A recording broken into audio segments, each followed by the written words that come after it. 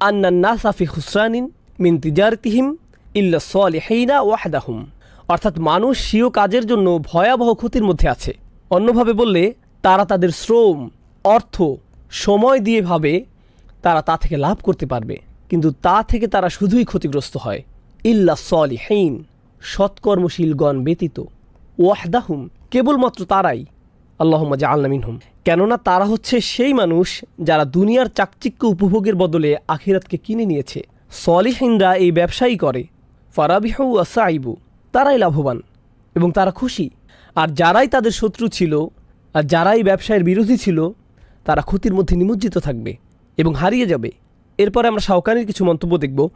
তিনি বলেন, প্রতিটি মানুষই প্রতিনিয়ত কেনাবেচার মধ্যে আছে, অর্থাৎ তারা একে অপরের সাথে বেশি লাভ করার প্রতিযোগিতায় আছে এবং তারা একে অপরের উপরে ওঠার প্রতিযোগিতায় আছে, তারা এর মধ্যে ডুবে আছে। আর আপনারা খেয়াল করলে দেখবেন এরকম কিছু আমরা সূরা তাকাসুরে পড়েছিলাম, এই তাফসীরটি সূরা তাকাসুরের সাথে মিল আছে। সে তার সময় ব্যয় করেছে। আমর দিয়ে এখানে বয়সের বিভিন্ন সময়কাল বোঝানো হয়েছে। যৌবন একটি সময়কাল, প্রাপ্তবয়স্ক একটি সময়কাল, মধ্য বয়স, শেষে বৃদ্ধকাল। সে তার পুরো জীবন সব সুযোগ দুনিয়ায় ব্যয় করেছে। লাফিনুক্স, পুরোটাই ক্ষতির মধ্যে। ওয়াসারফাল আমার ফি আমাল দুনিয়া লাফিনুক্স, তার সবই ক্ষতির মধ্যে। অদলাল, এবং অপচয়। আনিল হাক হাত্তা ইয়ামুত, সে মৃত্যু পর্যন্ত সত্য থেকে বিচ্যুত হয়েছে এবং পুনরুত্থিত হয়েছে। অকিল আল মুরাদ বিল ইনসান আল কাফির, আমরা এটা আগেও আলোচনা করেছি, কিন্তু এখানে মুফাসসিরদের মন্তব্যও দেখতে পাচ্ছি। এখানে বলা হয়েছে এই সূরায় আল ইনসান শব্দটি দিয়ে কাফিরদের বোঝানো হয়েছে। ইন্নাল ইনসানা লাফি খুসর, এটা দিয়ে কেউ কেউ বলেছেন এর অর্থ ইন্নাল কাফিরা লাফি খুসর অকিলা জামাতুল মিনাল কুফার। বলা হচ্ছে এখানে কাফিরদের একটি গ্রুপকে বোঝানো হচ্ছে। অহমুল গনি আল মুগিরা, আল আস বিন ওয়াইল, ওয়াল আসওয়াদ বিন আব্দুল মুত্তালিব।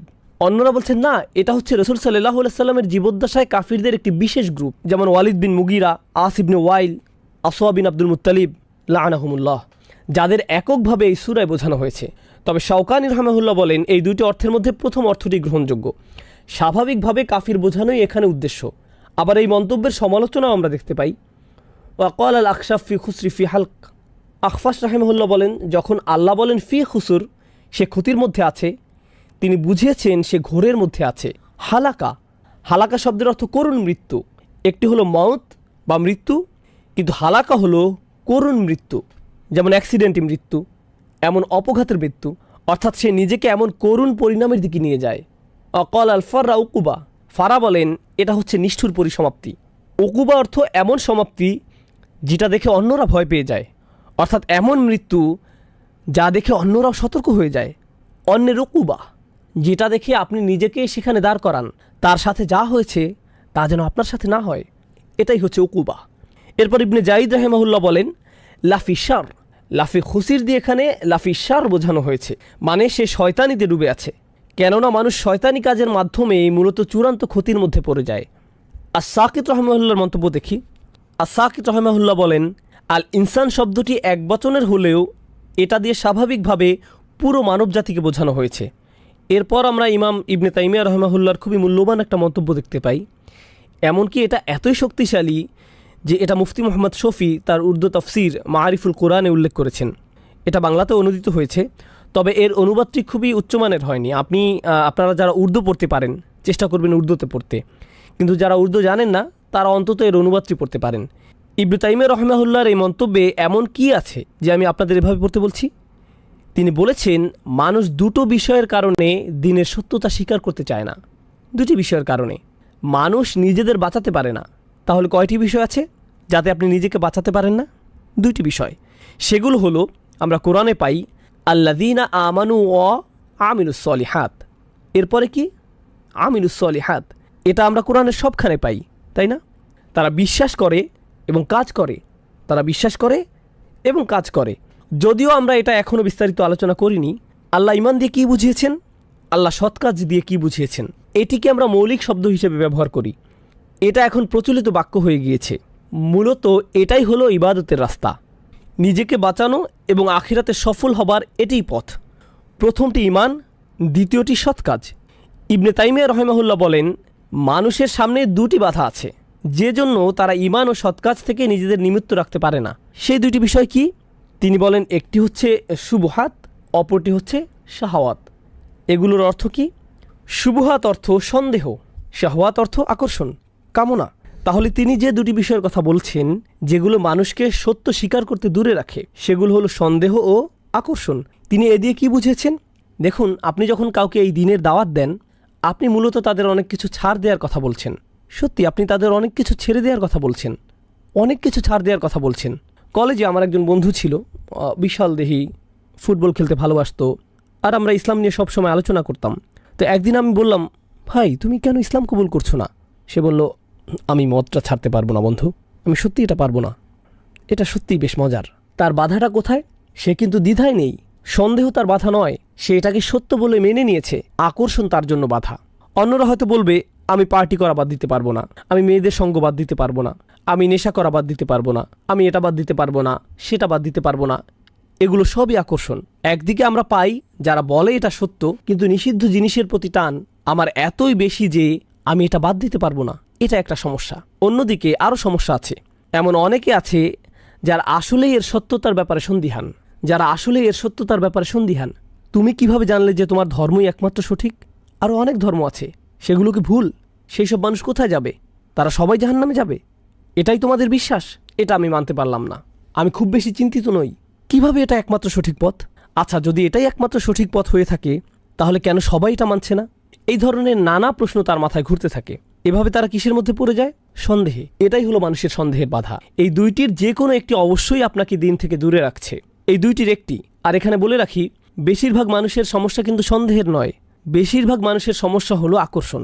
এরপর তারা যখন আকর্ষণে পড়ে যায়, তখন শয়তান তাদের কাছে এসে নতুন ভাইরাস ছড়িয়ে দেয়, সেটা হলো সন্দেহ। তাই যখন আপনি তাদের দিনের দাওয়াত দেন, তারা বলে আমি সন্দেহে আছি, কিন্তু আসল সমস্যা তাদের সন্দেহে না। আসল সমস্যা কোথায়? আকর্ষণে। অন্যভাবে বললে, একটা হলো সাইকোলজিক্যাল সমস্যা, অপরটা হলো ইন্টেলেকচুয়াল সমস্যা। আপনি একে আত্মার সমস্যা বলতে পারেন, অন্তরের ব্যাধি। এটাই হলো আকর্ষণ। অন্যদিকে বুদ্ধিবৃত্তিক সমস্যা, মনের সমস্যা, এটা হচ্ছে সন্দেহ। বেশিরভাগ মানুষ বুদ্ধিবৃত্তিক সন্দেহের কারণ দেখায়, আসলে এটা সত্যি নয়, এটা আসলে বাইরের ঢাকনা, এটা খোলস। আসল সমস্যা হচ্ছে তাদের অন্তরে আকর্ষণ আছে, আর এই আকর্ষণ তারা ছাড়তে পারছে না। আর এটা তারা না ছাড়তে পেরে তারা সব ধরনের বুদ্ধিবৃত্তিক বাহানা দেয়। এমনকি আপনি যখন তাদের সব প্রশ্নের জবাব দেন, এতে সত্য উন্মোচিত হয়ে পড়ে, তারা না পেরে বলে, আমি পরিবর্তিত হতে চাই না, আমি এটা ছাড়তে চাই না। তারা এতটাই আটকে যায় যে তারা এখন এখান থেকে বের হতে পারে না। এখন কেন আমি এই মন্তব্যটিতে গুরুত্ব দিচ্ছি? দেখুন, সূরার শেষে আল্লাহ বলছেন, ইল্লাল্লাযীনা আমানু ওয়া আমিলুস সলিহাত। কিন্তু তিনি এখানে আরও দুটি বিষয়ের উল্লেখ করেছেন, ওয়াতাওয়াসাউ বিল হক ওয়াতাওয়াসাউ বিস সবর। ইবনে তাইমিয়া রাহিমাহুল্লাহ বলেন, ওয়াতাওয়াসাউ বিল হক, সত্য কোন জিনিসকে ধ্বংস করে? সন্দেহ। সত্যে সন্দেহের বিরুদ্ধে একটি অস্ত্র। তাহলে ওয়াতাওয়াসাউ বিল হক একটি বাধা দূর করে। তাহলে অন্য বাধাটি কি? শাহওয়াত, আকর্ষণ, কামনা। সেই আকর্ষণগুলির বিরুদ্ধে যুদ্ধ করার জন্য কেবল সত্য জানাই যথেষ্ট নয়, আর কি থাকতে হবে? সেগুলোর প্রতি ঝুঁকে না পড়ার সামর্থ্য, নিজেকে আটকানো, নিজেকে নিয়ন্ত্রণ করার ক্ষমতা। এটা কোথা থেকে আসবে? ওয়াতাওয়াসাউ বি আস-সবর। দেখেছেন, এই দুইটি বাধা যেগুলো মানুষকে ঈমান ও সৎকাজ থেকে দূরে রাখে, সেগুলো এখানে ওয়াতাওয়াসাউ বিল হক ওয়াতাওয়াসাউ বিস সবর কত সুন্দরভাবে ফুটে উঠেছে। এই মন্তব্যটি আমাদের জন্য খুব বেশি গুরুত্বপূর্ণ মনে হয়েছে আমার কাছে। এখন আমরা আরও কিছু মন্তব্য পড়ব। আমি আমার নোট থেকে আপনাদের এটা বলবো, যাতে আমি কিছু মিস করে না ফেলে, ইনশাআল্লাহ তাআলা। প্রথম মন্তব্যটি কেবল এই আয়াতটি নিয়ে। দেখুন, এই দুইটি আয়াতে আল্লাহ সুবহানাহু ওয়া তাআলা খুবই কঠিন একটি বাস্তবতা তুলে ধরেছেন। এর মধ্যে একটি হলো, মানুষ তাদের নিজেদের সমস্যা নিয়ে নিজেদের আচ্ছন্ন করে রেখেছে। আল্লাহ বলেছেন মানুষ ক্ষতির মধ্যে আছে, তাই না? ক্ষতির কথা মাথায় আসলেই আমরা ভাবি জাহান্নামের আগুন বা বিচারের দিন ইত্যাদি ইত্যাদি। কিন্তু আল্লাহ যেভাবে এই পৃথিবীতে মানুষ সৃষ্টি করেছেন, আগে তিনি এই ব্যাপারে বলেছেন। আমরা এটা পড়েছি, লাকাদ খলাকনাল ইনসানা ফি কাবাদ। আমি মানুষকে দুঃখ কষ্টের মধ্যে সৃষ্টি করেছি। এমনকি কাফিররাও প্রচুর পরিশ্রম করে। তারা সপ্তাহে 40 ঘন্টা 50 ঘন্টা কাজ করে কোনো রকম জীবনযাপনের জন্য, কিছু উপার্জন করার জন্য। তাদের অবস্থাও এমনই। এটা কারোর জন্যই খুব সহজ নয়। এই পৃথিবীতে অনেক অমুসলিমও ঠিকমতো খেতে পায় না, তাদের সন্তানরা না খেয়ে থাকে, তারা নানা ধরনের শোষণের শিকার হয়। এটা এমন নয় যে সব কাফিরদের জন্যই দুনিয়াটা জান্নাত, তারা দুনিয়াবি দিক থেকেও ক্ষতির মধ্যে আছে, তারা অনেক ধরনের সমস্যা আছে। কিন্তু আসল ব্যাপার কি জানেন? মানুষ যখন পুরোপুরি নিজেদের সমস্যায় নিজেদেরকে আচ্ছন্ন করে রাখে, তারা শুধুই নিজেদের কথা ভাবে, তখন তারা বৃহৎ ছবিতে নিজেদের দেখতে পায় না। তারা দেখতে পায় না যে তাদের এই সমস্যাটি আসল সমস্যার তুলনায় কোনো সমস্যাই নয়। আপনার মনে হয় এটা কোনো সমস্যা? এর চেয়ে অনেক বড় সমস্যা সামনে পড়ে আছে। অতএব তারা মনে করে এই দুনিয়ায় ক্ষতির মধ্যে আছে, কিন্তু ভালোভাবে অনুধাবন করলে যে বিশাল সমস্যা সামনে আসছে তার তুলনায় এটা কিছুই নয়। এই ব্যাপারটি আমরা প্রথমত নোট করব। এরপরে কি হয়, যখন আপনার নিজের ঈমান নেই, যখন আপনার সেই চাবি নেই, জানিয়ে আমরা পরবর্তী আয়াতে কথা বলবো, আপনার সেটাকে আরও বড় মনে হবে। আপনার মনে হচ্ছে আপনার একটা বড় সমস্যা আছে। আমি মাঝে মাঝে এই আয়াতটি স্মরণ করি। আমরা মানুষেরা খুব দুর্বল। আমরা এভাবে ভাবি, আমি যখন মেরিল্যান্ডে থাকতাম, একবার আমাদের বাড়ির বেসমেন্টে বন্যা হয়েছিল। আমরা ভাবলাম, ও আল্লাহ, বাড়ির সামনে পুরো ভিজে গিয়েছে, এই সেই ইত্যাদি। আলহামদুলিল্লাহ টেক্সাসের বাড়িগুলো বেসমেন্ট নেই, এটা সুন্দর। এরপরে আমার এক ভাইকে কল দিলাম আমাদের সাহায্য করার জন্য। আমাদের খুবই খারাপ লাগছিল। আমার বাচ্চারা উপরতলায় ছিল, বাসার ইলেকট্রনিক্সের জিনিসপত্র আছে।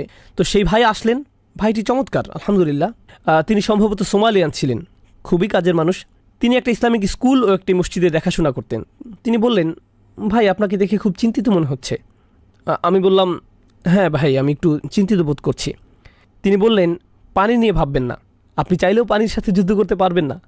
এটা ফেরাউনকেও মেরে ফেলেছিল। আর আমি তার সাথে আড্ডা দিতে শুরু করেছিলাম। তিনি আমাকে তার জীবনের গল্প শোনালেন। সুবহানাল্লাহ, সুবহানাল্লাহ। তার বয়স ছিল তখন মাত্র 5 বছর, যখন তার গ্রামে শত্রু আক্রমণ করেছিল। আর তিনি একটা খড়ের গাদার পেছনে একটা গাধার আড়ালে লুকিয়েছিলেন। তিনি সেই বাচ্চা বয়সে বাড়ি থেকে বেরিয়েছেন। তার পুরো পরিবারকে হত্যা করা হয়েছে। তিনি ছিলেন তার পরিবারের একমাত্র বেঁচে যাওয়া সদস্য। মাত্র 5 বছর বয়স থেকে তিনি একাই বেঁচে আছেন।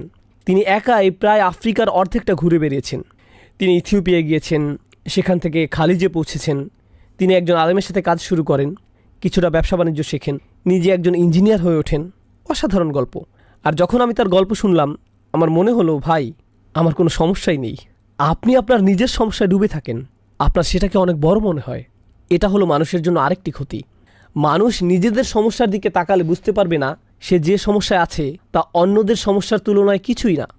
তার মধ্যে আল্লাহর প্রতি কৃতজ্ঞতা বোধ কাজ করবে না। আর যখন এমনটি হবে, মানুষ যখন প্রচণ্ডভাবে নিজেদের নিয়ে ব্যস্ত হয়ে পড়ে, তারা তাদের নিজেদের সমস্যা নিয়ে ব্যস্ত হয়ে পড়ে, তারা 3টি জিনিসের শিক্ষা থেকে বিমুখ হয়ে পড়ে। 3টি জিনিসের প্রতি আমি এখানে আলোকপাত করব। এর প্রথমটি হলো আল্লাহর সৃষ্টি থেকে পাওয়া শিক্ষা। তারা আল্লাহর সৃষ্টিগুলোকে চিহ্ন হিসেবে দেখে না, যা মানুষের জীবনের আসল উদ্দেশ্যের প্রতি স্মরণ করিয়ে দেয়। আপনার জীবনের আসল সমস্যাগুলো কি? টাকা পয়সার সমস্যা কোনো সমস্যাই না, স্বাস্থ্যগত সমস্যা কোনো সমস্যাই না। ইমানের সমস্যা আসলে অনেক বড় সমস্যা। তুলনা করতে চাইলে এটা অন্যান্য সমস্যার তুলনায় কোনো সমস্যাই না। আপনার হয়তো সামাজিক সমস্যা আছে, এটা কিছুই না। চাকরির সমস্যা কোনো সমস্যাই না। আমি শয়তানি করে বেড়াচ্ছি, নিজেকে বাঁচানোর জন্য আমাকে অবশ্যই ভালো কাজ করতে হবে। তুলনা করলে এটা অন্য সমস্যাগুলোর তুলনায় অনেক বড় সমস্যা। আর আল্লাহর আয়াত দেখে, আল্লাহর সৃষ্টি দেখে স্বাভাবিকভাবেই আপনার স্রষ্টার কথা মনে হতে হবে। আপনার মধ্যে কৃতজ্ঞতা বোধ জন্মাবে, আর আপনার জীবনের উদ্দেশ্যে স্মরণে আসবে। তারা এইসব সৃষ্টিকে একটা নিদর্শন হিসেবে দেখতে ব্যর্থ হয়। অন্যভাবে বললে তারা ইতিহাসের শিক্ষা নিতে জানে না। এটাই এই সূরায় বলা হয়েছে। যখন আল্লাহ বলেন ওয়াল আসর, আসর শব্দটি মনে করুন, এমন সময় যা ফুরিয়ে যায়। আপনি যদি শুধু ইতিহাসের দিকে তাকান, দেখতে পাবেন কত শত মানুষ ব্যর্থ হয়ে চলে গিয়েছে। তাদেরও সফল হওয়ার জন্য সময় ছিল, আর তারা তাদের সময়ের সদ্ব্যবহার করেনি। তারা ব্যর্থ হয়েছে, মারা গিয়েছে, আর তাদের সুযোগ শেষ হয়ে গিয়েছে। এরপর নতুন প্রজন্ম এসেছে নতুন সুযোগ নিয়ে, তারাও একইভাবে তাদের সময় হারিয়েছে, তারাও মারা গিয়েছে। আর এখন আমার সময় এসেছে, আমার সুযোগ আছে, আমি কোনোভাবেই এমন ভুল করব না যা আগের মানুষেরা করেছিল। তাই আল্লাহ বলছেন, আগের জাতি তাদেরকে দেয়া সুযোগ হারিয়েছে। আল্লাহ এখানে বিগত সব ঐতিহাসিক ঘটনাবলী কেবল একটি শব্দ ওয়াল আসর এটা দিয়ে তুলে ধরেছেন। সেটি হলো, যারা চূড়ান্ত ক্ষতির মধ্যে পড়েছে, তারা সবাই নিজেদের সময়ের সদ্ব্যবহার করতে ব্যর্থ হয়েছে। তারা দেরি করে ফেলেছে। মিন কবলিয়া ইয়াতি আযাবিন আলিম, কোনো আযাব আসার আগেই সময়ের সদ্ব্যবহার করে নাও। আর সবশেষে ওহির নিদর্শনের ব্যাপারে বলবো, যখন আপনি নিজের সমস্যার ব্যাপারে বেশি চিন্তিত, আপনি কোরআনের দিকে তাকাতে ভুলে যান। আপনি ওহির প্রতি আগ্রহ হারিয়ে ফেলেন। আপনি রাসূলুল্লাহ সাল্লাল্লাহু আলাইহি সাল্লামের নির্দেশের কথা ভুলে যান। আমি কিভাবে আমার জীবন পরিচালনা করব, আমি সামনে কোন দিকে যাব। কারণ তখন আপনি শুধুমাত্র আপনার নিজের ক্যারিয়ার নিয়ে ভাবেন। আপনি নিশ্চয়ই রাসূল সাল্লাল্লাহু আলাইহি সাল্লাম থেকে কোনো ক্যারিয়ার টিপস বা প্রোগ্রামিংয়ের কোনো কথা শুনবেন না। আপনি কোরআন থেকে সেটা পাবেন না। কিন্তু আপনি যদি জানতে চান আমি কোথায় আমার সম্পদ খরচ করব, আমি কিভাবে আমার বাচ্চাদের বড় করব, প্রতিবেশীদের সাথে আমার কেমন আচরণ করা উচিত, বাবা মায়ের প্রতি আমার কি কর্তব্য রয়েছে, আপনি যদি এভাবে ভাবা শুরু করেন আমি কি কি ভালো কাজ করতে পারি, তাহলেই আপনি কোরআনের দিকে ফিরবেন, তাহলেই আপনি নবী করিম সাল্লাল্লাহু আলাইহি সাল্লামের দিকে ফিরবেন। সুতরাং এরকম নিজেদেরকে নিয়ে ব্যস্ত থাকা ব্যাপারটাই মানুষের জন্য একটা ক্ষতি। এরপর শাহ ওয়ালিউল্লাহ দেহলভী রহমহুল্লার একটা অসাধারণ উক্তি আপনাদের সাথে শেয়ার করব। এটা সূরা আসরের ব্যাপারে। এই আয়াতে আসর শব্দটির সাথে মানুষের ক্ষতির সম্পর্ক নিয়ে শাহ ওয়ালিউল্লাহ দেহলভী রহমহুল্লাহ কোরআনের কিছু আয়াতের জন্য একটা বিশেষ শব্দ ব্যবহার করেছেন।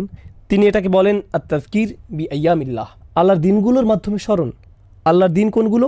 যেদিন তিনি মানুষকে সৃষ্টি করেছেন, যেদিন তিনি নবীজি সাল্লাল্লাহু আলাইহি সাল্লামের উপর কোরআন নাজিল করেছেন, বদরের দিনটি, যেদিন নূহ আলাইহিস সালামের বিরোধীদের উপর বন্যা হয়েছিল, যেদিন পানি দ্বিখণ্ডিত হয়েছিল, যেদিন ফেরাউন ধ্বংস হয়েছিল, যেদিন মূসা আলাইহিস সালাম আল্লাহর সাথে কথা বলেছিলেন, ইত্যাদি ইত্যাদি। এগুলো হলো মানব ইতিহাসের অনন্য কিছু দিন, আর আল্লাহ এই দিনগুলোকে কোরআনে উল্লেখ করেছেন, তাই না? নিশ্চয়ই ভবিষ্যতে এমন আরও অসাধারণ কিছু হতে যাচ্ছে। বিচারের দিন, যেদিন বিশ্বাসীরা তাদের স্রষ্টাকে দেখতে পাবে। এগুলো হলো সময়ের মধ্যে কিছু গুরুত্বপূর্ণ সময়। আর ওয়াল আসর বলার মাধ্যমে এবং সেই সতর্কবাণী থেকে বাঁচার উপায় হলো আমরা যদি শুধু সেই দিনগুলো স্মরণ করি, আর সেগুলোই আমাদের নিজেদের বাঁচানোর জন্য যথেষ্ট হবে, সব কিছু ঠিক রাখার জন্য যথেষ্ট হবে। এটাই ছিল শাহ ওয়ালিউল্লাহ দেহলভী রহমহুল্লাহর মন্তব্য। আর সবশেষে হাবিবুদ্দিন ফারাহির একটা চমৎকার মন্তব্য পড়তে চাই। তিনি বলেন, এই সূরার অন্যতম একটা শিক্ষা হলো, মানুষ যখন কোথাও ঘুরতে যায়, আপনি হয়তো কোনো ঐতিহাসিক জায়গায় গেলেন, মানুষ চীনের মহাপ্রাচীর দেখতে যায়, অথবা রোমের কোনো প্রাচীন নিদর্শন দেখতে যায়, কিংবা আলজেরিয়ায় রোমান সাম্রাজ্যের সেই অসাধারণ দুর্গ ও জাহাজ দেখতে যায়। মানুষ এগুলো দেখতে যায়, সেখানে গিয়ে তারা হাসি মুখে এগুলোর সাথে ছবি তুলে। কিন্তু এইসব নিদর্শন আসলে কিসের চিহ্ন? এগুলো ধ্বংস হওয়া জাতির চিহ্ন। কোনো কবর হলো একজন মানুষের মৃত্যুর চিহ্ন, কিন্তু সেই স্মৃতিচিহ্নগুলো একটি জাতির মৃত্যুর চিহ্ন। চিন্তা করে দেখুন, এগুলো হলো একটি পুরো জাতির কবর। সুতরাং আপনি যখন এগুলো দেখতে যান, আপনার স্মরণ করা উচিত কিভাবে এই লোকগুলো তাদের সময়কে কাজে লাগায়নি, আর তাদের সময় চলে গিয়েছে। তারা নিজেদের যত বড় শক্তিশালী ভাবুক না কেন, সময় হলো এমন শত্রু যাকে আপনি হারাতে পারবেন না। আপনি পৃথিবীর সমস্ত অস্ত্র দিয়েও এটা হারাতে পারবেন না, একে কোনোভাবেই আপনি হারাতে পারবেন না, তাই না? আর বিশ্বের এই সকল পরাশক্তি যারা ভাবে কে আমাকে ঠেকাতে পারবে, এমনকি আল্লাহ বিচারের দিনে তাদের বলবেন, তোমরাই কি তারা নও যারা গর্ব করতো? মা লাকুম মিন জাওআন আলাম তাকুনু আকসামতুম মিনকুম, তোমরাই তো তারা যারা আগে প্রায়ই বলতে যে তোমাদের কোনো ধ্বংস আসবে না, আমরাই হব নাম্বার ওয়ান, কেউ আমাদের হারাতে পারবে না। আসলে সময় তোমাদের হারিয়ে দিয়েছে। তিনি বলেন, প্রাচীন নিদর্শন দেখতে গেলেও সূরা আসরের কথা স্মরণ হওয়া উচিত। অতএব কেউ যদি কোনো ঐতিহাসিক জায়গায় ভ্রমণে যায়, তাহলে সে যেন বলে ওয়াল আসর ইন্নাল ইনসানা লাফি খুসর। বুঝতে পারছেন? সুবহানাল্লাহ। এটা ছিল এই ব্যাপারে সর্বশেষ মন্তব্য। এখন আমরা ক্ষতি নিয়ে কিছু ব্যাপারে জানব। আসলে বেশিরভাগই ইতিমধ্যে আলোচনা করা হয়েছে, কিন্তু এই পৃথিবীতে মানুষের দুর্ভোগ নিয়ে আমি একটু আলোচনা করতে চাই। আমরা ক্ষুধার্তদের কষ্ট, শোষিতদের দুর্ভোগ, দিন মজুররা কতটা কষ্ট করে তা নিয়ে আলোচনা করছি। আমরা মানুষেরা অন্য প্রাণীদের তুলনায় বেশি কষ্ট করি। চিন্তা করে দেখুন, শারীরিক কষ্টের বাইরেও আমাদের মানসিক কষ্ট আছে। কোনো সিংহ তার নাতি নাতনি নিয়ে ভাবে না, তার সেই বোধ নেই, সে এটা নিয়ে ভাবে না। পাখিরা তাদের অন্যান্য আত্মীয়স্বজন নিয়ে ভাবে না, তারা তাদের বাচ্চাদের নিয়ে কিছুদিন ভাবে, এরপর তারা তাদের মতো চলে। শুনে মনে হচ্ছে যে এটা আধুনিক সোসাইটির মতোই, তাই না? সাধারণভাবে যখন আপনার বাচ্চা কষ্ট পায়, আপনিও কষ্ট পান, তাই না? হয়তো আপনার বাচ্চার চেয়েও বেশি। এমনকি মানসিক কষ্ট মাঝে মাঝে শারীরিক কষ্টের চেয়েও বেশি হয়। আপনি হয়তো ভাবছেন, আর এগুলো হলো গরিব দুঃখীদের কষ্ট, ধনীদের ব্যাপারটি কেমন? তারা কি সুখী জীবন কাটায়? আসলে মোটেই তা নয়। বিশ্বের ধনী দেশগুলোতে আত্মহত্যার হার সবচেয়ে বেশি, এমনকি আমেরিকাতেও। দেশের সবচেয়ে ধনী অঞ্চলগুলোতে আত্মহত্যার হার বেশি। যে দরিদ্র কৃষক হয়তো দিনে 2 বেলা ঠিকমতো খেতে পায় না, রাতে শান্তির ঘুম দেয়, কিন্তু যার কোটি কোটি টাকা আছে, তার হয়তো 6টা বেডরুম আছে, যেখান থেকে সে বাছাই করবে কোথায় সে ঘুমাবে, সে রাতে ঘুমাতে পারে না, তার অ্যান্টি ডিপ্রেশনের ওষুধ খেতে হয়, সে মানসিকভাবে মরে যাচ্ছে। অতএব সবাই কোনো না কোনো ক্ষতির মধ্যে আছে, সবাই কোনো না কোনো সমস্যা আছে, প্রত্যেকেরই আছে। আর আল্লাহ আজ্জা ওয়া জাল্লা এই সূরায় কেবলমাত্র চূড়ান্ত ক্ষতির থেকে বাঁচার ভরসা দেননি, যা হলো আখিরাত। আখিরাত হলো চূড়ান্ত ক্ষতি, জাহান্নামের আগুন। আল্লাহর সামনে দাঁড়িয়ে আপনার নিজের কাজের বর্ণনা দেয়া, সেটাই হলো চূড়ান্ত ক্ষতি। বরং তিনি এই দুনিয়ায় কিভাবে ক্ষতি থেকে বাঁচা যায় সেটাও বলে দিয়েছেন। কিভাবে ডিপ্রেশন থেকে বাঁচা যায়, কিভাবে অস্বস্তি থেকে বাঁচা যায়, কিভাবে ভয় শোষণ থেকে বাঁচা যায়, তিনি আমাদেরকে এই সব কিছুর সমাধান দিয়েছেন এই আয়াতে। ইল্লাল্লাযীনা আমানু ওয়া আমিলুস সলিহাত। আমরা যখন এই সমাধানটি ভালোভাবে বোঝার চেষ্টা করব, এটা শুধু আখিরাতের সমাধান নয়, এটা দুনিয়ারও সমাধান। কারণ দিন শেষে মানুষের চরম ক্ষতি আখিরাতে হলেও দুনিয়াতে অনেক ক্ষতি হয়ে থাকে, এখানেও ক্ষতি হয়। আর আল্লাহ তাআলা এই অনন্য সূরাটিতে দুটি সমাধানই একসাথে দিয়েছেন। আল্লাহ তাআলা বলেন, ইয়া আইয়ুহাল ইনসান ইন্নাকা কাদিহুন ইলা রাব্বিকা কাদহান ফামুলাকিহ। অসাধারণ আয়াত। ওহে ভুলমনা মানুষ, তুমি ধীরে ধীরে এগিয়ে যাচ্ছ, তুমি ক্রমশই এগিয়ে যাচ্ছ। তুমি এটা পছন্দ করো বা না করো, তুমি ক্রমশই আল্লাহর দিকে এগিয়ে যাচ্ছ, আর তুমি অবশ্যই তার সাথে সাক্ষাৎ করবে। তুমি যাই ভাবো না কেন, তুমি এর কোনো প্রস্তুতি নিয়েছো বা নাওনি, তুমি গুরুত্ব দাও বা না দাও, তুমি এটা শুনতে চাও কিংবা না চাও, প্রতি মুহূর্তেই তুমি তার সাথে দেখা করার দিকে এক ধাপ করে এগিয়ে যাচ্ছ। প্রতিটি দিন পার হচ্ছে আর তুমি তার সাথে দেখা করার জন্য একটু একটু করে এগিয়ে যাচ্ছ।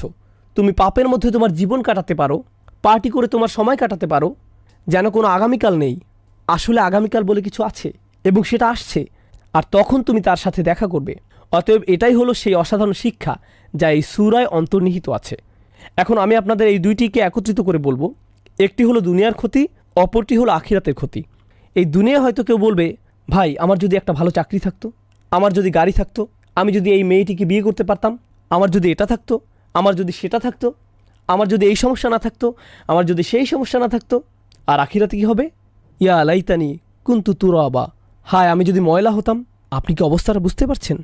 সুবহানাল্লাহ। আপনি কি মনে করেন এই দুনিয়ার সমস্যাগুলো অনেক বড়? বিশাল বড় সমস্যা আসছে। সুবহানাল্লাহ। আপনি যদি মানুষের এই ক্ষতি অনুধাবন করতে পারেন, তাহলে আপনি ইন্নাল ইনসানা লাফি খুসর এটা অনুধাবন করতে পারবেন। এখন আমরা এই সূরার শেষ আয়াতটি পড়ব ইনশাআল্লাহ তাআলা। মনে রাখবেন এই সব কিছু আসলে একটি বাক্য। এই পুরো সূরাটি আল আসর ইন্নাল ইনসানা লাফি খুসর ইল্লাল্লাযীনা আমানু ওয়া আমিলুস সালিহাত ওয়া তাওয়াসাউ বিল হক ওয়া তাওয়াসাউ বিস সবর। ভাষাগতভাবে এটি আসলে একটি বিবরণ, একটি আলোচনা, এগুলো বিচ্ছিন্ন নয়। আমরা এতক্ষণ যে ব্যতিক্রমী গুণগুলো নিয়ে আলোচনা করেছি, এমন মানুষ সবসময় সংখ্যায় কম হয়, আর এই ব্যতিক্রমী গুণগুলো যাদের মধ্যে থাকে না, এরা সবসময় সংখ্যায় বেশি থাকে। অন্যভাবে বললে, যারা ক্ষতির মধ্যে আছে এরাই সংখ্যায় বেশি, আর যারা সফল মানুষ তাদের সংখ্যা কম। সমাজের আরেকটা ব্যাপার আমাদের জানা প্রয়োজন। আসলে এভাবেই পৃথিবী চলে। বেশিরভাগ মানুষ ভালো মন্দ নির্ধারণ করে, বেশিরভাগ মানুষ সমাজের গতি প্রকৃতি ঠিক করে, বেশিরভাগ সমাজের আদর্শ রূপ নির্ধারণ করে। মনোবিজ্ঞানে স্বাভাবিক আচরণকে কীভাবে ব্যাখ্যা করা হয় জানেন? স্বাভাবিক আচরণ তাকে বলা হয় যা সবাই করে, আর অস্বাভাবিক আচরণ বলা হয় তাকে যা অন্যরা করে না। অন্যভাবে বললে, সবাই একদিকে গাড়ি চালাচ্ছে আর আপনি অন্যদিকে গাড়ি চালাচ্ছেন, আপনি ভুল করছেন। অস্বাভাবিক আচরণ। ধর্মীয়ভাবে বিষয়টি মোটেও এমন নয়। আপনি এমন একটি সমাজে থাকেন যেখানে সবাই কিছু কাজ একভাবে করে। আপনি হয়তো চাকরিতে গেলেন, সেখানে সবাই কিছু কাজ করে, কিন্তু আপনি মুসলিম হলে আপনি সেই কাজগুলো করতে পারবেন না। তাহলে এবার ভাবুন, তারা আপনাকে কীভাবে নেবে? শুধু মুসলিম নয়, বরং অদ্ভুত, অস্বাভাবিক। আপনি মিশতে পারছেন না। এই লোকটি একটু কেমন যেন, রুমের কোনায় গিয়ে লোকটি কী করছে? সে এইসব খাবার খাচ্ছে না কেন? কি মজাদার খাবার এগুলো। সে চলে গেল, সে কেন পার্টিতে আসলো না? সে কেন সেই মেয়েটিকে এড়িয়ে গেল? সে কেন এরকম করে? তারা এটা বুঝতে পারে না, তারা মনে করে এটা অদ্ভুত। আর বলে রাখি, যখন আপনাকে প্রতিনিয়ত অদ্ভুত হিসেবে দেখা হয়, আপনার উপরে এর প্রভাব পড়ে। আমি তো অদ্ভুত হয়ে থাকতে চাই না, আমি চাই না আমাকে এভাবে দেখা হোক। তখন কি হয় ভাবতে পারেন? যদিও বেশিরভাগ মানুষই ক্ষতির মধ্যে আছে, আপনিই ছিলেন সফলতার মধ্যে, তারা আপনাকে বুঝিয়ে ফেলে যে আপনি আসলে ক্ষতির মধ্যে জীবনযাপন করছেন। আপনার আসলে বাকিদের মতো হওয়া উচিত। তারা আপনাকে মানসিকভাবে বুঝিয়ে দেয়, ভাই এভাবে থাকাটা কঠিন হয়ে যাচ্ছে, তুমি এভাবে থাকতে পারবে না। এখানে সবাই যার যার জীবন উপভোগ করছে, আমি কেন এই অদ্ভুত জীবনযাপন করছি? তাহলে সমস্যাটা শুধু ঈমান আনাতেই সীমাবদ্ধ নয়, বেশিরভাগ মানুষই ক্ষতির মধ্যে আছে, এটাও আমাদের জানা প্রয়োজন। কারণ বেশিরভাগ মানুষের একটা শক্তি আছে। আমার শিক্ষক মাঝে মধ্যে স্রোতের অনুকূলে সাঁতার কাটার একটা উদাহরণ দিতেন। সকল মাছ একদিকে যাচ্ছে, অপরদিকে একটা বা দুইটা মাছ স্রোতের প্রতিকূলে যাওয়ার চেষ্টা করছে। স্বাভাবিকভাবেই যে কেউ দেখলে এটাকে পাগলামি বলবে, আরে ভাই অনুকূলে যাও, সবাই একদিকে যাচ্ছে, তুমি কেন অন্যদিকে যাচ্ছ? এটা কঠিন, এটা কঠিন থেকে কঠিনতর হতে থাকবে, এটা বাড়তেই থাকবে। সুবহানাল্লাহ। এটাই হলো এই সমাজে মানুষের উদাহরণ। পুরো সমাজের মানুষই ক্ষতির দিকে যাত্রা করছে, আর আমাদের দায়িত্বটা খুবই গুরুত্ববহ। কারণ আপনি যদি এমন একটি সমাজে থাকেন যেখানে ইসলাম যেভাবে চর্চা করা উচিত সেভাবে চর্চা করা হয়, যদি এমন হয়, বলে রাখি যা বিশ্বের বেশিরভাগ জায়গাতেই হয় না, এমন কাল্পনিক চিন্তা করবেন না যে আমি একটা মুসলিম দেশে যাব, সেটা খুব সুন্দর হবে। বাস্তবতায় আসুন, মুসলিম দেশগুলোতে কি হয় আমাদের জানা উচিত। যদি এমন হয়, আর ইনশাআল্লাহ তাআলা এমনটাই হবে, আল্লাহ আমাদের দিনকে প্রতিষ্ঠিত করবেন। আপনি যদি এমন কোনো সমাজে বাস করতেন, তখন আল্লাহর আনুগত্য করাটা সহজ হতো, কারণ সমাজের বেশিরভাগ মানুষ এটা করত। তখন কেবল আপনি করতে পারতেন তাই নয়, এটা করাটা আপনার জন্য সহজ হতো। কিন্তু এই সমাজে আল্লাহর আনুগত্য করাটা অপেক্ষাকৃত কঠিন, কারণ বেশিরভাগ মানুষ আল্লাহর নাফরমানি করছে। সমাজ আল্লাহর অবাধ্যতায় লিপ্ত। এমনকি হয়তো এটা শুধু সমাজেই নয়, হয়তো এটা আপনার পরিবারের ক্ষেত্রেও সত্য। আপনার পরিবারের বেশিরভাগ মানুষ হয়তো ক্ষতির দিকে এগিয়ে যাচ্ছে, আর আপনি নিজেকে সেখান থেকে বাঁচাতে চাইছেন। তারা হয়তো বলবে, তুমি কেন দিন দিন একটা অপদার্থে পরিণত হচ্ছ? উল্টো হয় তারাই আপনাকে ব্যর্থ বলবে। কিছুটা হাস্যকর, কারণ আসলে তারাই ব্যর্থতার দিকে যাত্রা করছে। সুবহানাল্লাহ। এটা একটা অসামান্য চিত্র যার প্রতি আমাদের নজর দেওয়া উচিত। যা এই আয়াতে ব্যতিক্রম হিসেবে তুলে ধরা হয়েছে। ইল্লাল্লাযীনা আমানু ওয়া আমিলুস সলিহাত ওয়া তাওয়াসাউ বিল হক ওয়া তাওয়াসাউ বিস সবর। এই ব্যাপারে প্রথমেই যা বলবো তা হলো, যখন আল্লাহ মানুষের কোনো ক্ষতির কথা বলেন সেখানে একবচন ব্যবহার করা হয়, আল ইনসান। যদিও শুরুতে সব মানুষ নিয়ে আলোচনা করা হয়েছে, আমরা এর আগে দায়িত্বের ব্যাপ্তি নিয়ে আলোচনা করেছি, সেখানেও একবচন ব্যবহৃত হয়েছে। এর অর্থ কি জানেন? দিন শেষে আপনি ভাবতে পারেন আপনি সমাজের অনুসরণ করছেন, আপনি সমাজের অনেককে আপনার সাথে পাবেন, আপনার পরিবার আপনার সাথে আছে, আপনার গোত্র আপনার সাথে আছে, আপনার দেশ আপনার সাথে আছে, কিন্তু যখন আপনার কোনো ভুলের ক্ষতিপূরণ দিতে হবে কেউই আপনার সাথে থাকবে না, আপনি নিজেই এর ক্ষতিপূরণ দিবেন। মানুষ সমাজ অনুসরণ করে, কিন্তু যখন সময় আসবে ওয়াতাকাত্তাআত বিহিমুল আসবাব, সকল সুসম্পর্ক শেষ হয়ে যাবে। কিন্তু ব্যতিক্রমের কথা যদি ভাবেন, কিন্তু আল্লাহ বলেননি ইল্লাল্লাযীনা আমানা ওয়া আমিলা সলিহা ওয়া তাওয়াসাউ বিল হক ওয়া তাওয়াসাউ বিস সবর। না, তিনি এখানে একবচন ব্যবহার করেননি, তিনি এখানে বহুবচন ব্যবহার করেছেন। তাহলে আমাদের অবশ্যই একবচন থেকে বহুবচনের পার্থক্য বুঝতে হবে। আমরা এ থেকে যা বুঝতে পারি তা হলো, এই সামান্য কিছু মানুষ যারা সমাজের আর 10 জনের মতো নয়, তারা স্রোতের প্রতিকূলে চলে, তাদের বাঁচার একমাত্র উপায় হলো তাদেরকে একত্রিত হতে হবে, একসাথে মিলতে হবে। তারা আলাদা হতে পারবে না। এটা এমন পাতার মতো যা গাছ থেকে বিচ্ছিন্ন হলে মরে যায়। তাদেরকে অবশ্যই উম্মার সাথে একত্রিত হতে হবে। উম্মার একতা, বিশ্বাসীদের এর সাথে লেগে থাকে আমাদের বাঁচার উপায়, যা এই আয়াতে ফুটে উঠেছে। কারণ এখানে বহুবচন ব্যবহৃত হয়েছে। ঈমান এমন কোনো বিষয় নয় যা আপনি একা একা ধরে রাখতে পারবেন। ঈমান ভালো মানুষের সাহচর্য উন্নত হয়, মনে করিয়ে দেওয়ার মাধ্যমে, কোনো উপদেশের মাধ্যমে, জামাতে নামাজ আদায় করার মাধ্যমে এটা উন্নত হয়। এগুলো সবই ঈমান তাজা করে, কারণ এগুলো আমরা একসাথে করি, এগুলো সবাই মিলে করি। তাই আমিলু এখানে শব্দটি খুবই চমৎকার। আল্লাহ তাআলা ব্যতিক্রমী গুণগুলো বহুবচনের মাধ্যমে বলেছেন। হয়তো আপনার মনে হতে পারে ঈমান হলো ব্যক্তিগত বিষয়। আচ্ছা, ভালো কাজ হয়তো আমরা একসাথে করতে পারি, তাওয়াসাউ বিল হক, তাওয়াসাউ বিস সবর, এগুলো তো অন্য মানুষের সহায়তা লাগে, কিন্তু ঈমান তো ব্যক্তিগত বিষয়। কিন্তু এমন কি ঈমানকেও আল্লাহ তাআলা সামষ্টিক কাজ বলেছেন। এ থেকে আমরা যা বুঝতে পারলাম, আপনি যদি মনে করেন আপনার ঈমান আছে আর আপনার সমাজের কোনো কর্তব্য নেই, মসজিদের জন্য কর্তব্য নেই, আপনি মসজিদের ইমামের কাছ থেকে প্রতিদিন বয়ান শুনেন না, আপনার আশেপাশে ভালো পরামর্শ দেওয়ার মতো ভাই বা বোন নেই, তাহলে আপনার অবশ্যই ঈমানের ঘাটতি দেখা দিবে। আর যারা মসজিদ থেকে নিজেকে বিচ্ছিন্ন করে রাখেন, আপনি নিজেই এটা টের পাবেন, হ্যাঁ আমার ভালো লাগছে না, আমার মসজিদে যাওয়া উচিত। এটা কিন্তু শুধু নামাজের জন্য না, আপনি হয়তো বাসায়ও নামাজ পড়েন, এটা হলো বিশ্বাসীদের সাহচর্য পাওয়ার জন্য। তারা একে অপরকে স্মরণ করিয়ে দেয়, তারা একসাথে নিজেদের ঈমান ভালো রাখে। দিন শেখার ক্ষেত্রেও এমনটি হওয়া উচিত। আপনি যদি বসে একটি আলোচনা শোনেন, আপনি হয়তো উপকৃত হবেন, কিন্তু যখন ভাই বোন মিলে একসাথে শুনবেন, এটা আসলে বেশি উপকার দেয়, এটা ঈমানকে বেশি তাজা করে।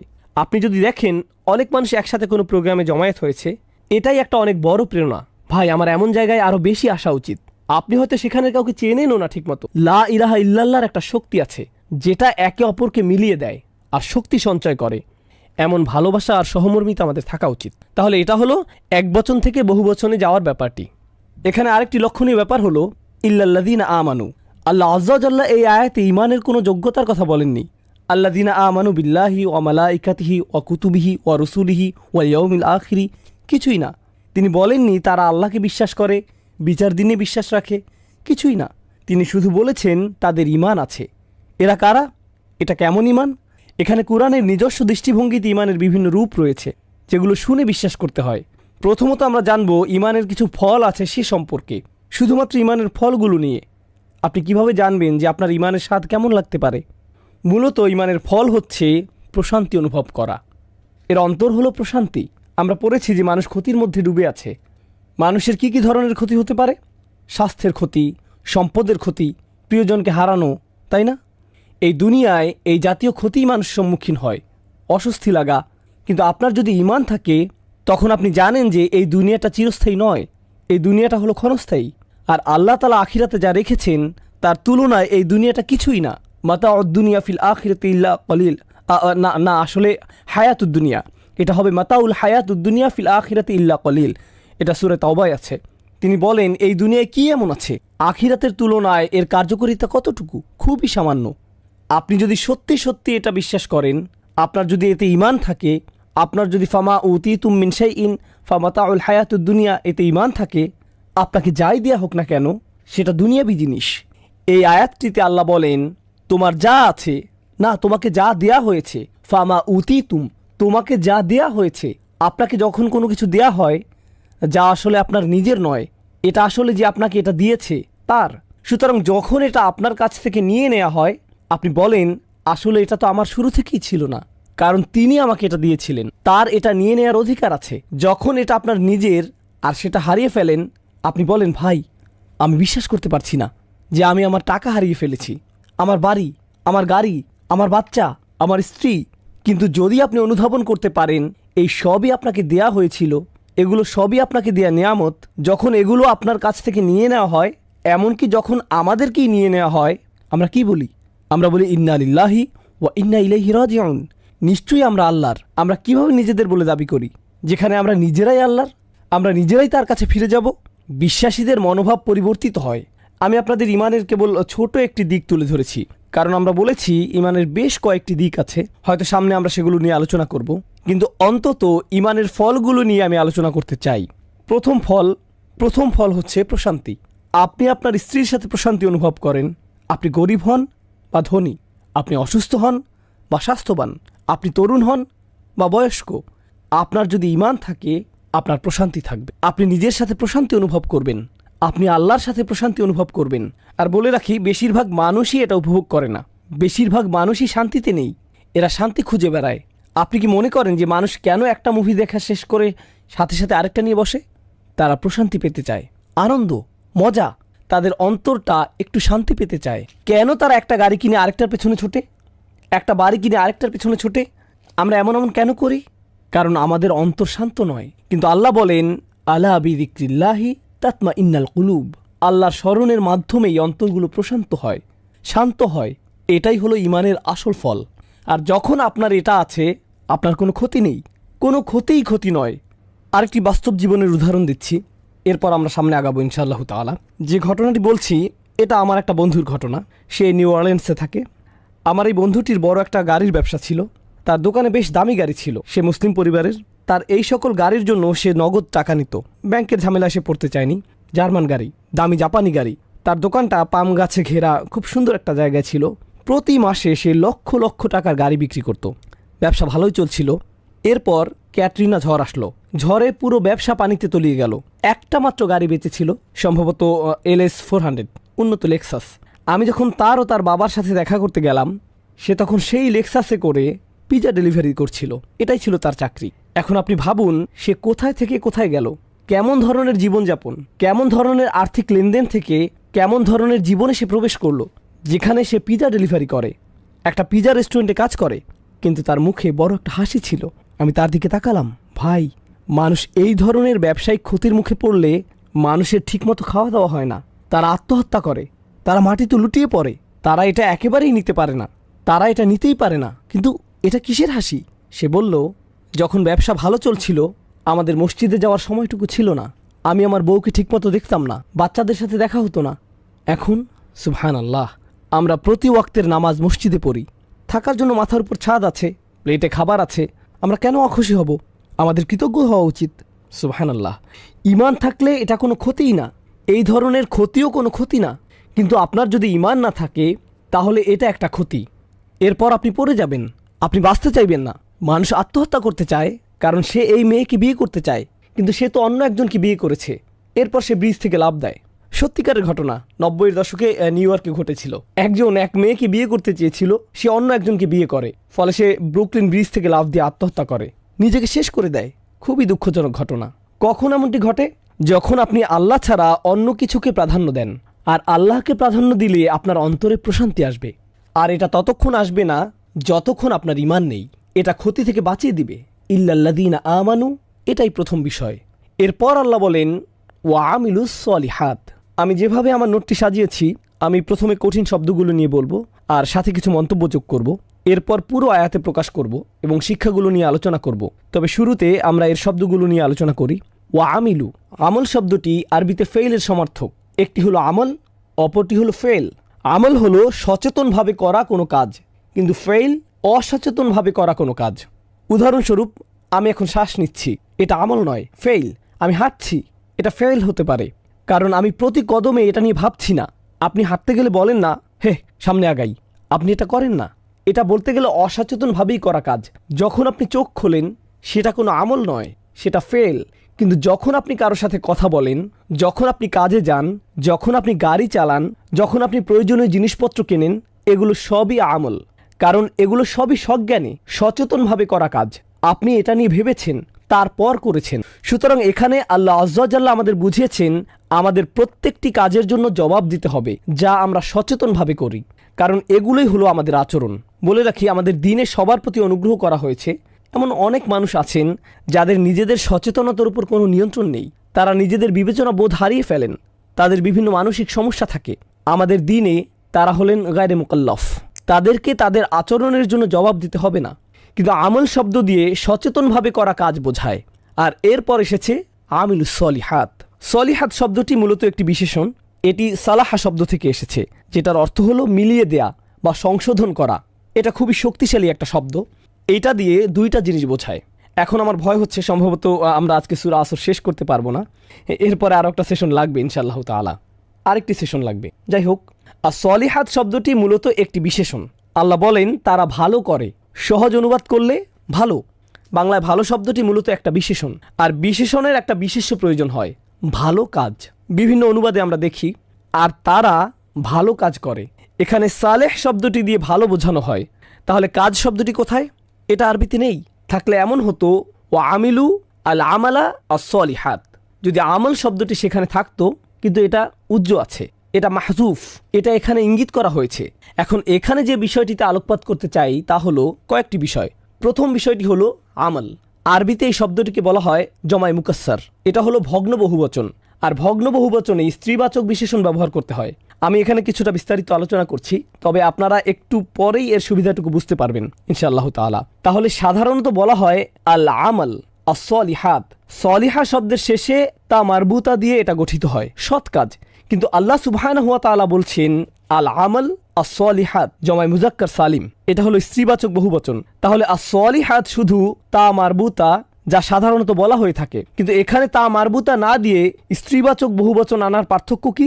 বালাগাতের দৃষ্টিকোণ থেকে এদের পার্থক্য হলো, আপনি যদি তা মারবুতা দিয়ে শব্দ গঠন করেন তাহলে এটা দিয়ে অনেক অনেক কাজের কথা বোঝানো হয়। কিন্তু যখন আপনি স্ত্রীবাচক বহুবচন ব্যবহার করেন তখন এটাকে জমায় কিল্লা হিসেবে ধরা হয়, সংক্ষিপ্তের বহুবচন। যখন আল্লাহ বলছেন আমি তোমাদের যে সৎ কাজ করতে বলছি তা অগণিত নয়, সেগুলো কয়েকটি। আমি তোমাদের কাছ থেকে অনেক বেশি কিছু চাচ্ছি না, তোমাকে শুধু অল্প কিছু ভালো কাজ করতে হবে। অন্যভাবে বললে, দিন আমাদেরকে আমাদের কাজের ব্যাপারে অসংখ্য অগণিত দিক নির্দেশনা দেয়নি। আল্লাহ আমাদের কাছ থেকে অল্প কয়েকটি বিষয় চেয়েছেন, আর আমরা সেগুলো করতেই ব্যর্থ হচ্ছি। আর এখানে আস-সলিহাত শব্দের মধ্যে আমরা বুঝতে পারছি যে আল্লাহ আমাদের কাছ থেকে অল্প কয়েকটি বিষয় চেয়েছেন। এটা যদি আস-সলিহা হতো তাহলে এটা অনেক বেশি হতো, অলংকারিকভাবে অনেক বেশি কাজ হতো। সুবহানাল্লাহ। তাহলে সেই অল্প কয়েকটি বিষয় কি? মুহাররামাত, খুবই অল্প। আবশ্যিক কাজগুলো খুবই অল্প। এরপর আরও কিছু বিষয় আছে যেগুলো মুসলিম হিসাবে আপনার জীবনকে সৌন্দর্যমণ্ডিত করে। সেগুলো হলো নবীজি সাল্লাল্লাহু আলাইহি ওয়াসাল্লামের সুন্নাহ। এমন কিছু আচরণ আছে যা আপনার ব্যবহার, শিষ্টাচার, আচরণকে উন্নত করে তোলে, যেগুলো আপনার ঈমান আর তাকওয়াকে বাড়িয়ে তোলে। কিন্তু এর অন্তঃস্থলে অল্প কিছু বিষয় আছে যেগুলো আপনাকে অবশ্যই করতে হবে, এবং এমন অল্প কিছু বিষয় আছে যেগুলো আপনি অবশ্যই করবেন না। আর এগুলো খুব বেশি নয়, এগুলো এতই কম যে যে কোনো মুসলিম এগুলো জানে। আমাদের দিনের মূলে এত অল্প বিষয় রয়েছে যে যে কোনো মুসলিম জানে তার কি করা উচিত আর কি করা উচিত নয়। এমনকি যে লোক ইসলামের কিছুই জানে না সেই লোকও জানে তার 5 ওয়াক্ত নামাজ পড়া উচিত, সেই লোকও জানে তার রমজানে রোজা রাখতে হবে, সেই লোকও জানে তার হজে যাওয়া উচিত, সেই লোকও জানে তার প্রতিবেশীর কাছে ইসলাম সম্পর্কে কিছু বলা উচিত, অন্তত তার ইসলাম সম্পর্কে কিছু বলা উচিত। সে হয়তো একটা সিডি দেয় বা একটা কার্ড দেয়, এই সাধারণ বিষয়গুলো সবাই জানে। এমনকি আপনি যদি একাডেমিক শব্দ নাও জানেন, এগুলো খুবই অল্প কয়েকটি। এটা হলো প্রথম বিষয় যা আমি এখানে উল্লেখ করতে চাই। তো সলিহাত নিয়ে দ্বিতীয় বিষয়টি হলো, আরবিতে আমরা বলি এই শব্দটিতে নুজুম ও তাআদ্দি রয়েছে। বাংলায় এটা দিয়ে বোঝানো হয়, আমি এখানে কিছু কঠিন শব্দ বলবো, তবে আমি আপনাদের জন্য এটা সহজ করে বোঝাবো। এই শব্দটি একই সাথে সকর্মক এবং অকর্মক ক্রিয়া। সলিহাত শব্দটি দিয়ে এখানে সকর্মক বোঝানো হতে পারে, যা আরবিতে বলা হয় তাআদ্দি বা মুতাআদ্দি, এবং অকর্মক বা লাজিম বা অনির্দিষ্ট লুজুম। এর মানে কি? এটা বোঝার সুবিধা হলো সলিহাত দিয়ে কোনো কাজের বর্ণনা বোঝানো হতে পারে। সালেহ মানে হলো যা সংশোধন করে, তাহলে এগুলো হলো সংশোধিত কাজ। এগুলো সবই সংশোধিত ভালো কাজ, এমন কাজ যা মূলত ভালো এবং এর ফলাফলও ভালো, তখন এটা হবে লাজিম। কিন্তু যখন এটা মুতাআদ্দি, এর অর্থ কি হবে জানেন? যে এটা করে সে ভালো, অর্থাৎ এগুলো এমন কাজ যারা এটা করবে তারা ভালো। অন্যভাবে বললে এখানে সলিহাত দিয়ে কোনো কাজের বর্ণনা হতে পারে অথবা কোনো লোকের বর্ণনাও হতে পারে যে ভালো। আপনি একজন ভালো মানুষ হতে চান, ভালো কাজ করতে শুরু করুন, ভালো কাজ করুন, এমনিতেই আপনি একজন ভালো মানুষে পরিণত হবেন। এই সূরায় ভালো কাজকে ঔষধের মতো বলা হয়েছে, যা আপনাকে ক্রমশই ভালোর দিকে নিয়ে যায়। সুবহানাল্লাহ। সুতরাং কাজটি মূলত একটি ভালো কাজ এবং তা আপনাকে ভালো মানুষে পরিণত করে, এটা আপনাকে সংশোধন করে, এটা আপনাকে সারিয়ে তোলে। আর আপনি যতই এ থেকে দূরে যান আপনার অসুস্থতা ফিরে আসে, আর যতই আপনি এই ঔষধ নিতে থাকেন ততই আপনি সেরে ওঠেন। এটাই অসাধারণভাবে as-সলিহাত শব্দে ফুটিয়ে তোলা হয়েছে। আল্লাহ তাআলা চমৎকারভাবে একে চিত্রিত করেছেন, ইল্লাল্লাযীনা আমানু ওয়া আমিলু আস-সলিহাত। এরপর শেষের কিছু শব্দ, এগুলো তুলনামূলকভাবে বেশ কঠিন শব্দ। অতএব আমি এখানে আমার নোটের সাহায্য নেব এবং আজকের তৃতীয় সেশন শেষ করব ইনশাআল্লাহ তাআলা। ভাষাগত ব্যাখ্যার দিক বিবেচনায় তাওয়াসি শব্দটি ওয়াসাহু এবং আওসাহু শব্দের সমার্থক। কাউকে চাপ দেয়া, কাউকে আদেশ করা, বিকাদা, অমুক কাজ করা। উদাহরণস্বরূপ আমি যদি বলি ওয়াসাইতুকা বিসসালাহ, এর অর্থ আমি আপনাকে নামাজ পড়তে বলছি, আমি আপনাকে বলছি আপনার আসলে নামাজ পড়া উচিত। আমি শুধু আপনাকে বলছিই না, আমি আপনাকে বোঝাচ্ছি, অন্তর দিয়ে অনুধাবন করতে বলছি, আমি আমার সর্বোচ্চ চেষ্টা করছি। আমি এমনভাবে বলছি যাতে আপনার মনে হয় এই লোকটি যা বলছে তা আমার জন্য ভালো। কাউকে বলার এমন পদ্ধতি আছে যাতে আপনি নিজেই এর গুরুত্ব উপলব্ধি করবেন। হে, তুমি এখনও নামাজ পড়োনি, তোমার সমস্যা কি? এটা হলো নিজেকে উপরে রেখে অন্যকে নিচে নামানো। কিন্তু আপনি যদি কাউকে এমনভাবে বলেন যাতে তারা মনে করে এটা তাদের জন্যই ভালো, বুঝতে পারছেন? আমার মনে হয় সত্যিই তোমার এটা করা উচিত, আমার সত্যিই মনে হয় তোমার এটা বন্ধ করা উচিত, আমি তোমাকে নিয়ে ভাবি। আপনার কথার ধরন, এটাই হচ্ছে ওয়াসিয়া। শব্দগতভাবে ওয়াসিয়া অর্থ নিজের সম্পদ বিসর্জন দেয়া। আপনি কার জন্য নিজের সম্পদ ছেড়ে দেন? প্রিয়জনদের জন্য। সম্পত্তি হলো এমন জিনিস যা আপনি মারা যাওয়ার পর আপনার প্রিয়জনদের কাজে আসবে। কেউ যখন তার সম্পদ অন্য কাউকে লিখে দেয়, এটা দিয়ে বোঝা যায় তার খুব বেশি সময় বাকি নেই, তার এখনই লিখে দেওয়া উচিত, কারণ হঠাৎ তিনি মারা গেলে এই সম্পদের কি হবে। সুতরাং তিনি এই গুরুত্বপূর্ণ সম্পত্তি তার প্রিয়জনকে লিখে দেন। এই শব্দ দিয়ে এটাই বোঝানো হয়। এটা দ্বারা কিছুটা তাড়া করাও বোঝানো হয়। এটা এমন যেন আপনি কাউকে একটা সত্য বলতে চান, আপনার একটু তাড়া আছে, যেন আপনার বেশি সময় নেই, আগামীকালই আপনি চলে যেতে পারেন, তার চেয়ে আপনি এখনই সত্যটা বলে দেন যা আপনার পক্ষে এখন সম্ভব।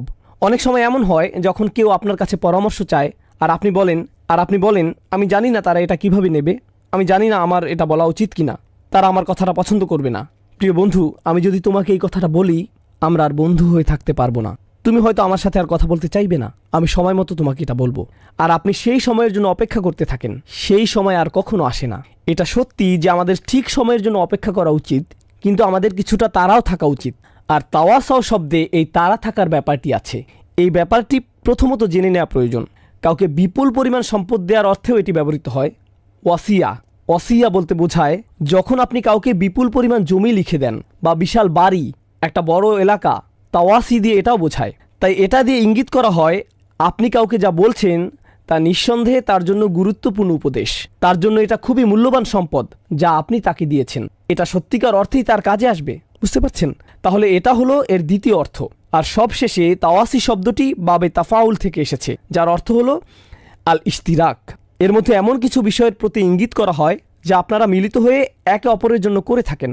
অর্থাৎ আপনি অন্যকে একটি সত্য বিষয় জানান এবং অপরজনও আপনাকে একটি সত্য জানায়। এই শিক্ষাটি আজ আমরা জানব।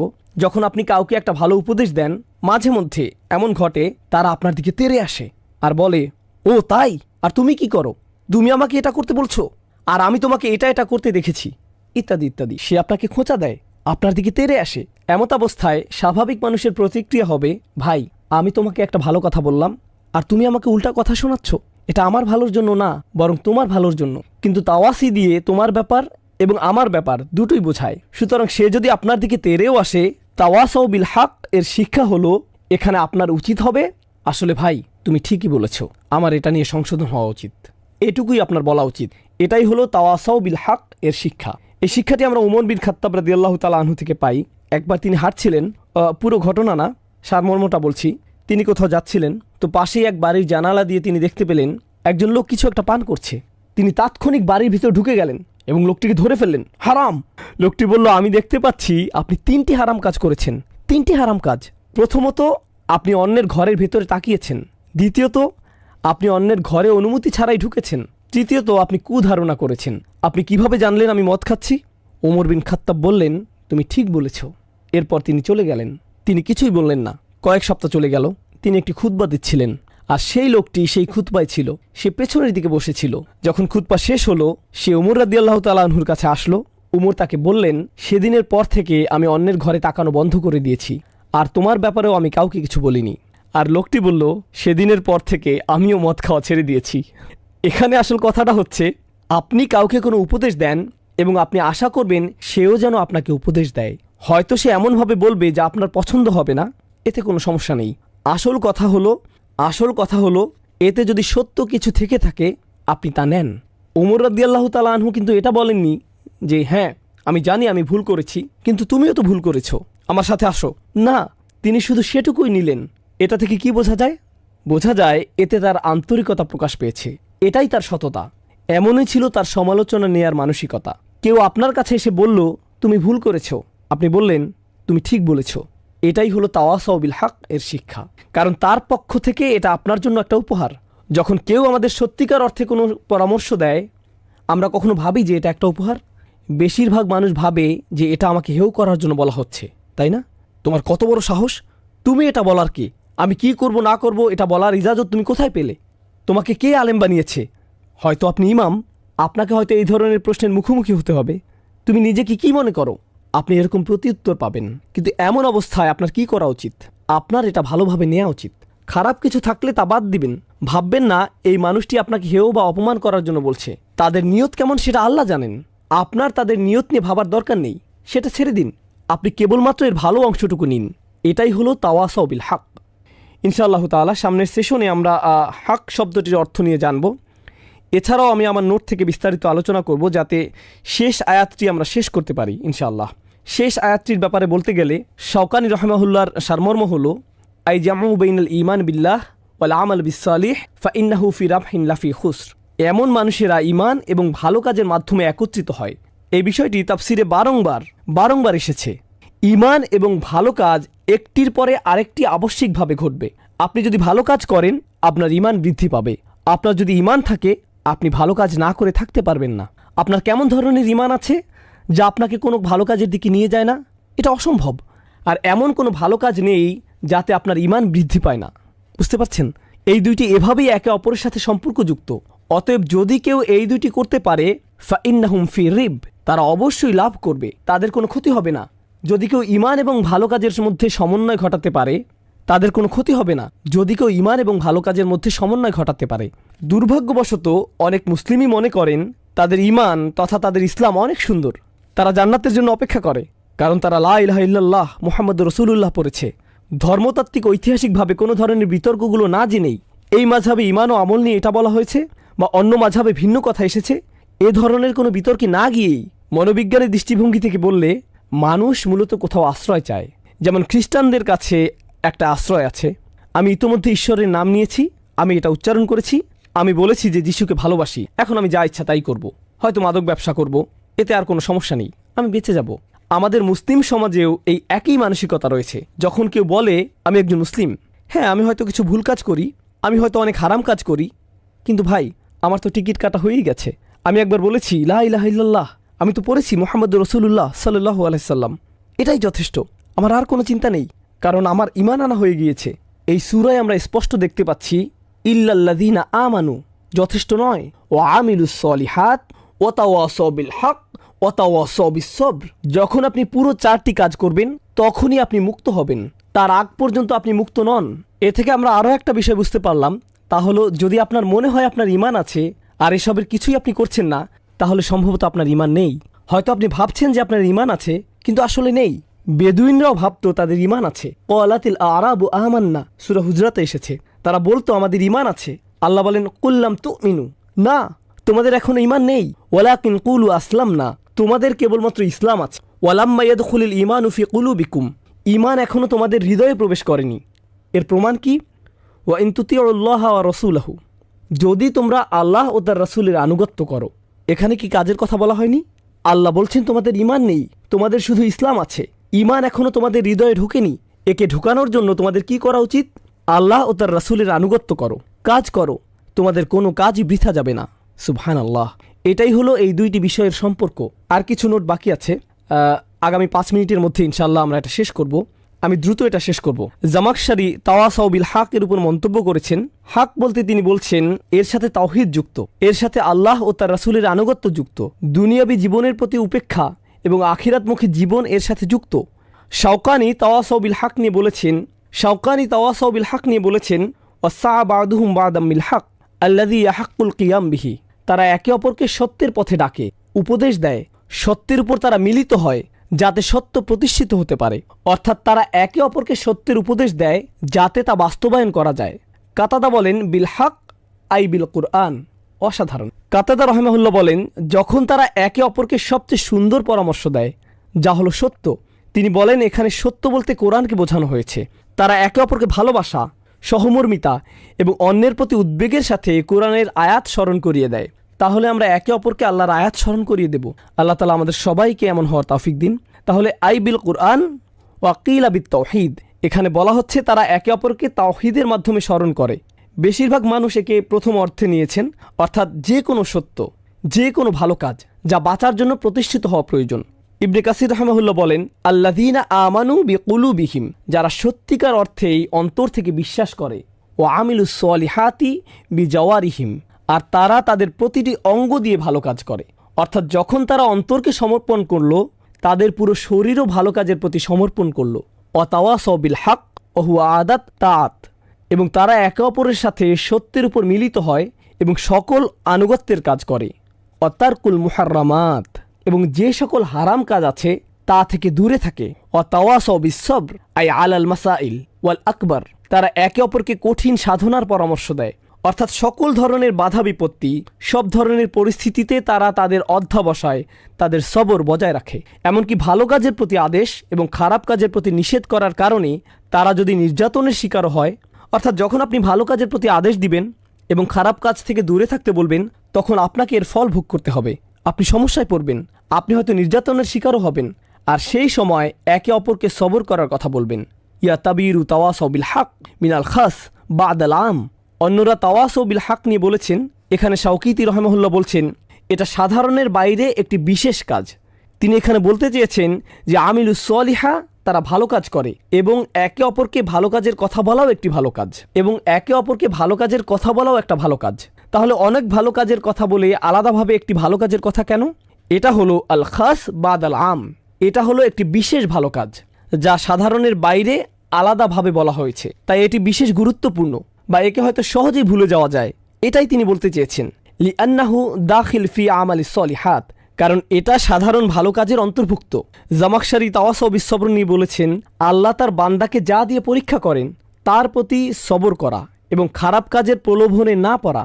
অন্যভাবে বললে বিশ্বাসীকে বিভিন্ন সময় প্রলোভনে ফেলা হবে, তাকে বিভিন্ন আকর্ষণীয় বস্তুর সম্মুখীন হতে হবে, সে লোভে পড়তে পারে, কামনা তাকে পেয়ে বসতে পারে, সেই সময় তাকে সবর করতে হবে, সেসবের প্রলোভনে পড়া যাবে না। আল্লাহ আমাদেরকে তার অবাধ্য হওয়া থেকে রক্ষা করুন। আর পরিশেষে এর ফলাফল ওয়াজআলা তাওয়াসাউ বিল হক ওয়াজআলা তাওয়াসাউ বিস সবর ওয়ালিল তাওয়াসাউ বিল হক দালিলিন আলা আযীমি কদরিহি। আল্লাহ সবরকে শেষে এনেছেন আর হককে আগে এনেছেন, যেন সত্যের কাছে সমর্পিত হওয়া যায়, কারণ এটা বেশি শক্তিশালী এবং গুরুত্বপূর্ণ। শাওকিতি রাহিমাহুল্লাহ এই আয়াতের ব্যাপারে বলছেন সবিরিন হলো তারাই যারা পরিস্থিতি যেমনই হোক না কেন ধৈর্যের প্রয়োজন হলে তারা তা বাস্তবায়ন করে। অপরকে ধৈর্য ধরতে বলা এক জিনিস, আর যখন ধৈর্য ধরার প্রয়োজন হয় তখন ধৈর্য ধরা ভিন্ন জিনিস। আমরা ধৈর্য হারিয়ে ফেলি। তখন কেউ যদি বলে ভাই তোমার একটু ধৈর্য ধরা দরকার, না না না এখন ধৈর্য ধরার সময় নয়, আমি জানি আমার ধৈর্য ধরা উচিত, কিন্তু তুমি বুঝতে পারছো না, এখন পরিস্থিতি ভিন্ন। বুঝতে পারছেন? যখনই আপনার ধৈর্য ধরার দরকার হয়, যখনই আপনার ধৈর্য ধরার প্রয়োজন হয়, তখনই আপনি বলেন এটা একটা বিশেষ পরিস্থিতি, তাই না? এই লোকের আসলে সবর নেই। যখনই তাকে সবরের কথা বলা হয় সে বলে আমি জানি আমার এটা করা উচিত, কিন্তু এখনকার পরিস্থিতি ভিন্ন। আমি জানি আমার করা উচিত, কিন্তু এই মুহূর্তে না। এটা খুবই ভালো পরামর্শ, আমি জানি এটা কোরআনে আছে, আমার জন্য না, অন্তত এখন না। কিন্তু এই স্বভাবটি আমাদের বাদ দিতে হবে। এই বইয়ে যত উপদেশ আছে তা আমার জন্যই। এখনই এমন কোনো সময় নেই যখন এটা কাজে লাগবে না। আর যখন আপনি এরকম বাছাই করা শুরু করেন, এটা তখন আপনার কাছে মূল্যহীন হয়ে যায়। এই উপদেশের কোনো দাম নেই।